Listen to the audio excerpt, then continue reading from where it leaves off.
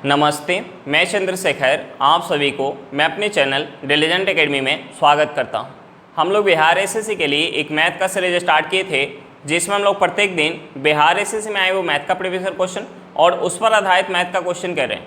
चलिए आज उस सीरीज में हम लोग आगे की तरफ चलते हैं। इससे पहले अगर आप मेरे चैनल पर नए हों तो चैनल को सब्सक्राइब कर लें और बेल आइकन को प्रेस करना बिल्कुल ना भूलें, ताकि आपको सबसे पहले लेटेस्ट नोटिफिकेशन मिलता रहे।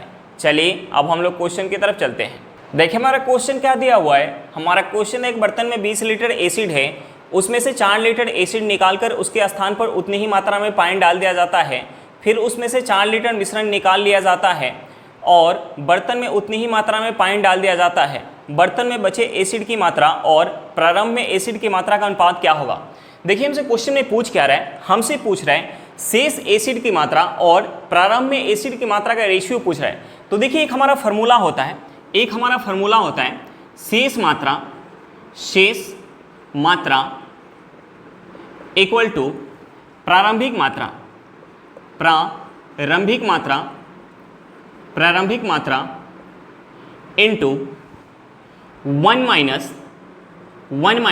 इनटू 1 माइनस निकाली गई मात्रा बटा प्रारंभिक मात्रा के पावर n। अब देखिए हमारा फार्मूला क्या होता है, शेष मात्रा इक्वल टू प्रारंभिक मात्रा इनटू 1 माइनस निकाली गई मात्रा बटा प्रारंभिक मात्रा के पावर n। अब देखिए यहाँ n क्या होता है, हमें क्वेश्चन में दिया कि 20 लीटर एसिड है, जिसमें से 4 लीटर एसिड निकालकर उसके स्थान पर 4 लीटर पानी मिलाया जाता है।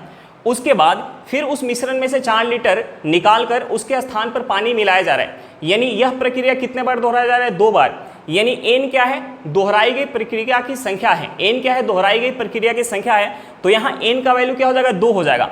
अब देखिए हमसे पूछ क्या रहा है, हमसे पूछ रहा है बचे एसिड की मात्रा और प्रारंभ में एसिड की मात्रा का रेशियो पूछ रहा है।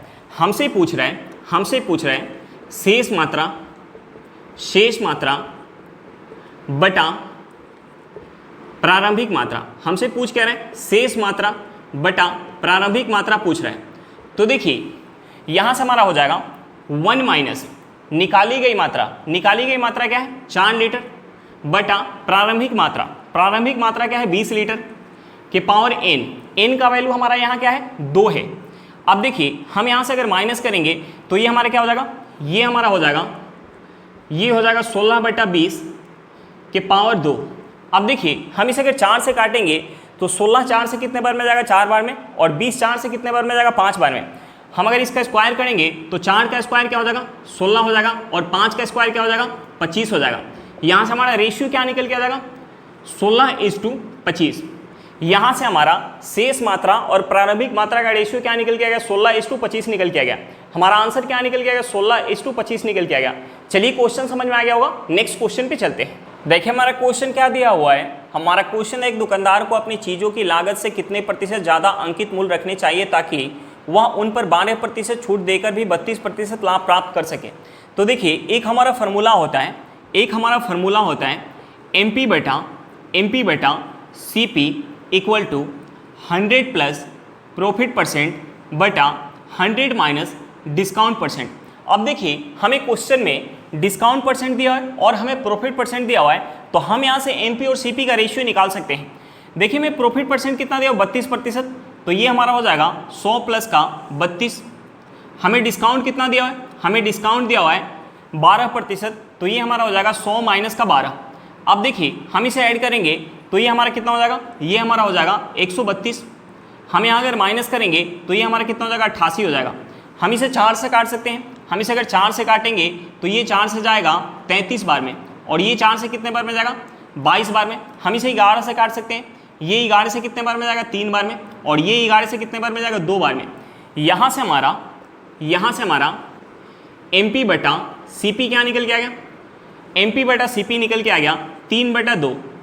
यानी उस वस्तु का अगर अंकित मूल्य 3 यूनिट होगा तो लागत मूल्य कितना होगा, 2 यूनिट। यानी अंकित मूल्य को लागत मूल्य से हम कितना ज़्यादा अंकित करें, अंकित मूल्य को लागत मूल्य से हम कितना ज़्यादा अंकित करें, 1 यूनिट।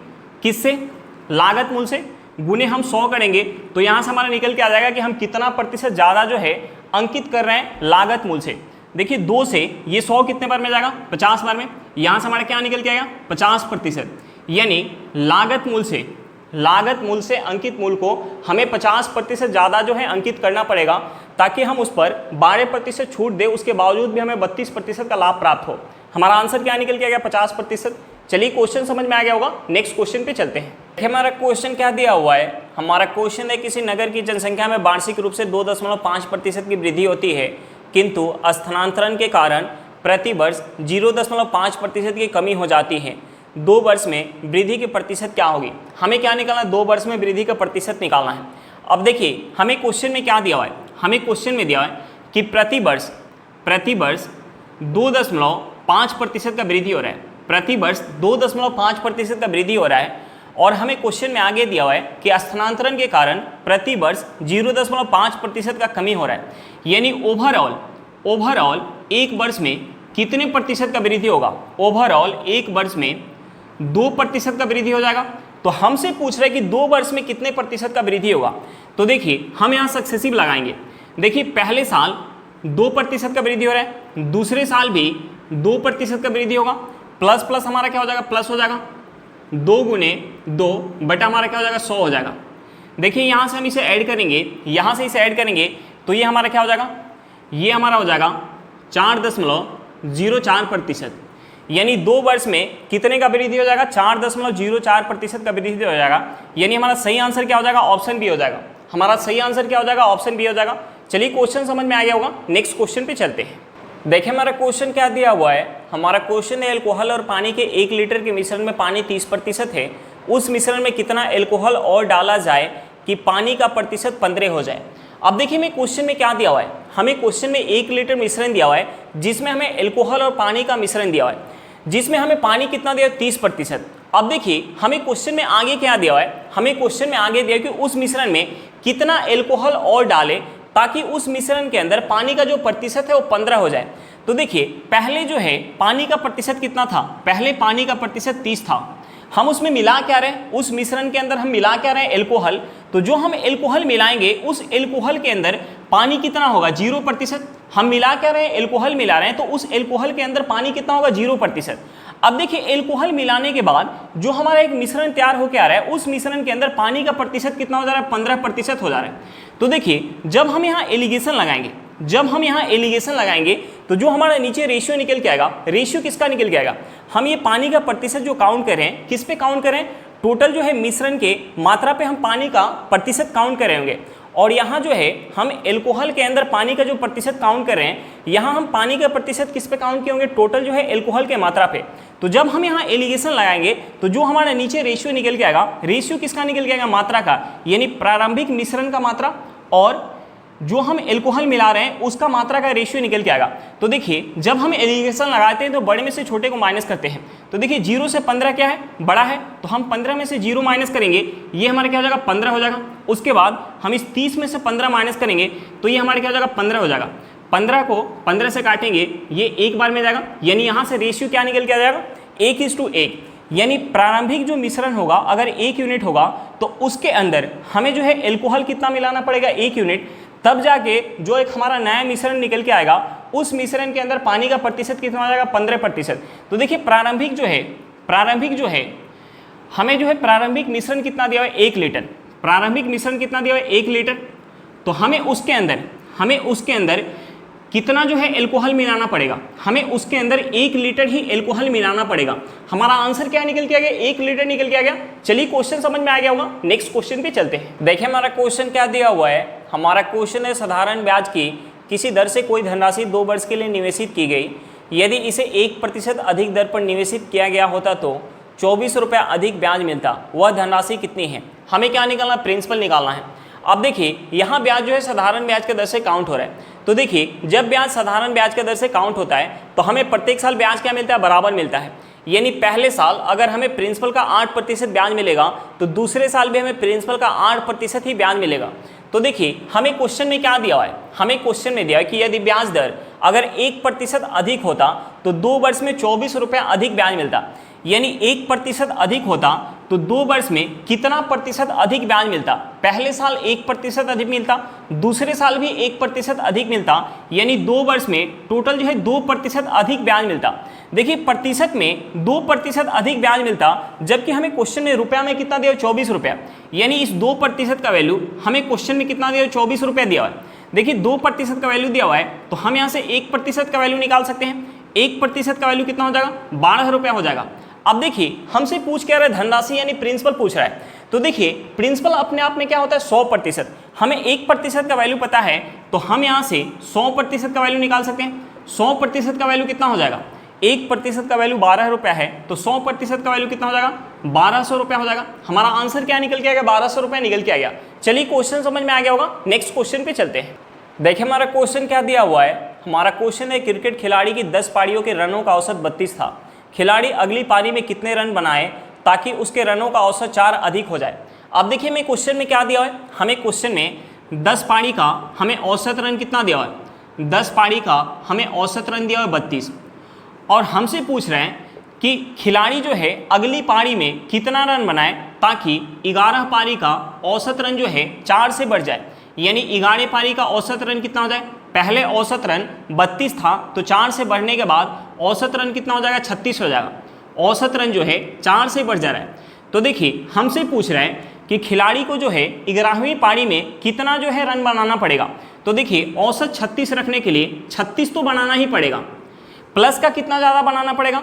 देखिए 10 पारी का हमें औसत कितना दिया? 32 दिया है, यानी प्रत्येक पारी का औसत जो है 4 से बढ़ रहा है, यानी प्रत्येक पारी के लिए 4 रन जो है एक्स्ट्रा बनाना पड़ेगा, यानी 4 रन प्रत्येक पारी के लिए। और कितना पारी खेल चुका है? 11वीं पारी से पहले 10 पारी, यानी उसे जो है टोटल जो है कितना रन बनाना पड़ेगा 11वीं पारी में? हम इसे ऐड करेंगे, ये हमारा कितना हो जाएगा? 76।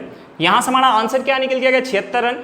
यानी अगली पारी में खिलाड़ी को जो है 76 रन बनाना पड़ेगा, तब जाके उसका औसत जो है 4 से बढ़ जाएगा। हमारा आंसर क्या निकल गया? 76 निकल गया। चलिए क्वेश्चन समझ में आ गया होगा, नेक्स्ट क्वेश्चन पे चलते हैं। देखिए हमारा क्वेश्चन क्या दिया हुआ है। हमारा क्वेश्चन यदि 2 संख्याओं का अंतर 3 हो और उनके वर्गों का अंतर 39 हो तो बड़ी संख्या कितनी है? हमें क्या निकालना है? बड़ी संख्या निकालना है। अब देखिए हमें क्वेश्चन में क्या दिया है? हमें क्वेश्चन में 2 संख्याओं का अंतर दिया है। तो देखिए हमने मान लिया कि पहली संख्या हमारी a है और दूसरी संख्या b है, और a जो है b से बड़ा है, यानी a minus B equal to हमें क्वेश्चन में क्या दिया है? 3 दिया है। और हमें क्वेश्चन में क्या दिया है? दोनों के वर्गों का अंतर दिया है, यानी हमें क्वेश्चन में a square minus B square equal to हमें कितना दिया है? 39 दिया हुआ है। तो देखिए हम यहाँ से इसे लिख सकते हैं a square minus B square का फॉर्मूला क्या होता है? इसका फॉर्मूला होता है a minus B into A plus B equal to हमारा क्या हो जाएगा? 39 हो जाएगा। अब देखिए a minus B equal to हमें क्वेश्चन में क्या दिया? 3 दिया हुआ है, तो हम यहाँ a माइनस बी का वैल्यू पुट करेंगे। हम यहाँ a माइनस बी का वैल्यू पुट करेंगे 3 इंटू हमारा क्या हो जाएगा? a plus B equal to क्या हो जाएगा? 39 हो जाएगा। अब देखिए 3 से 39 कितने बार में जाएगा? 13 बार में। यहाँ से हमारा a plus B equal to क्या निकल के आ जाएगा? 13 निकल के आ जाएगा।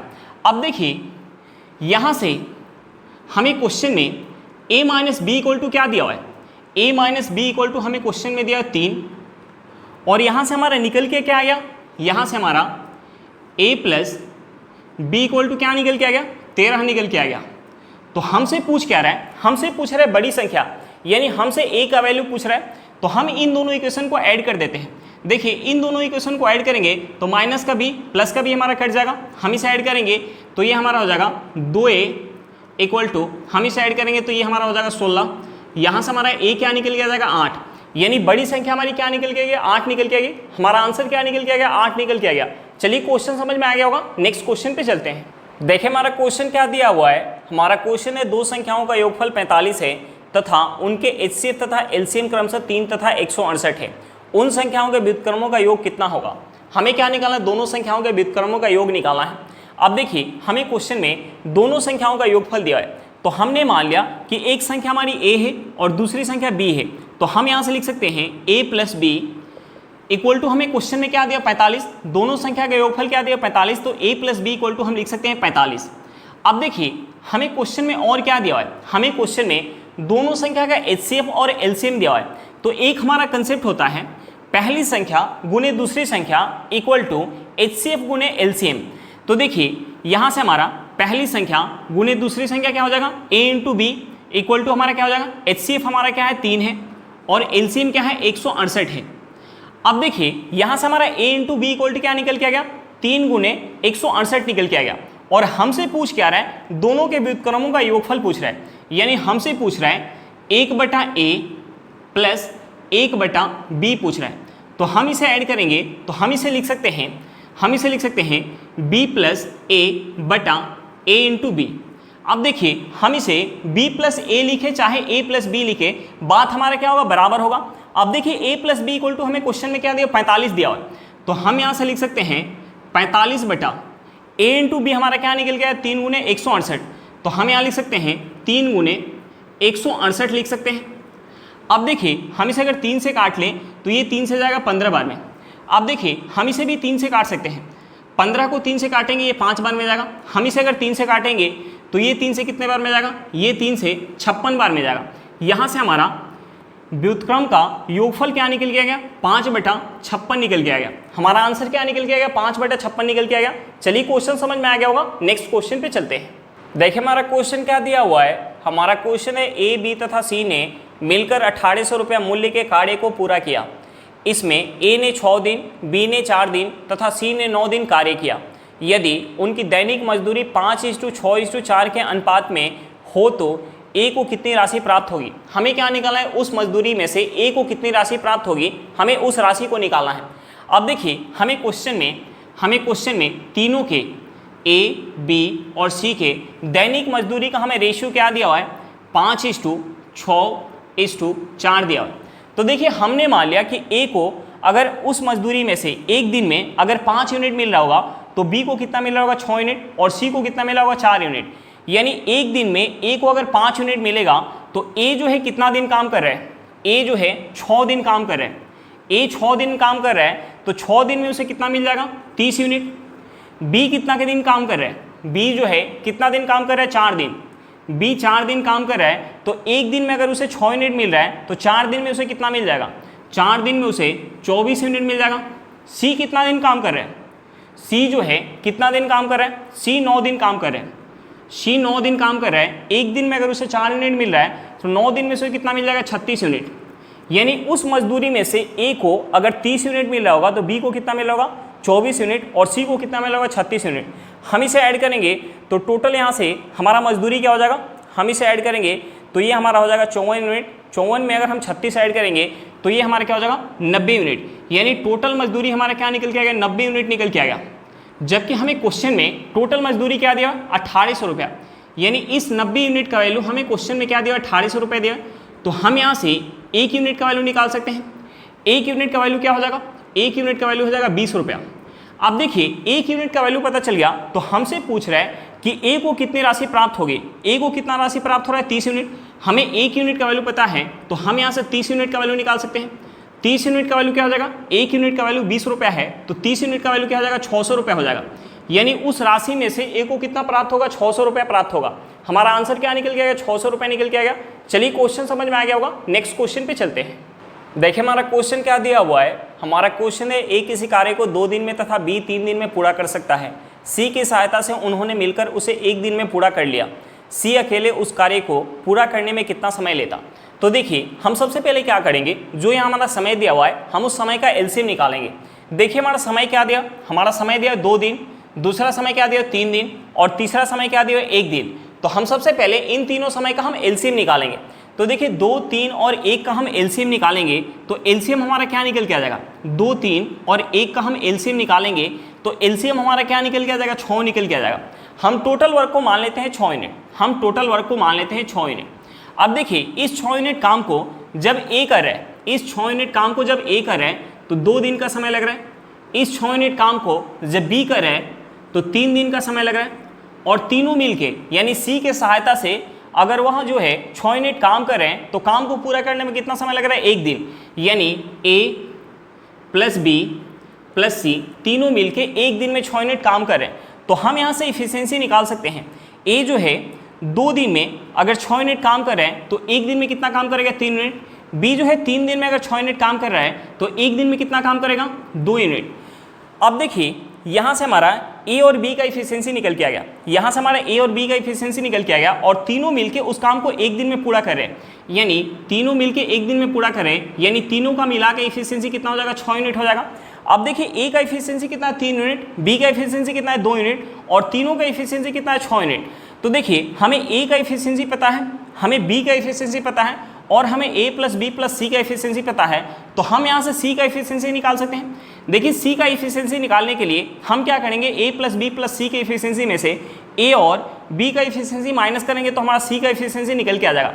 तो देखिए यहाँ से हमारा c का इफिशियंसी क्या निकल के आ जाएगा, 1 यूनिट। अब देखिए हमसे पूछ रहा है कि c अगर उस पूरे काम को अकेले करेगा तो काम को पूरा करने में कितना समय लगेगा।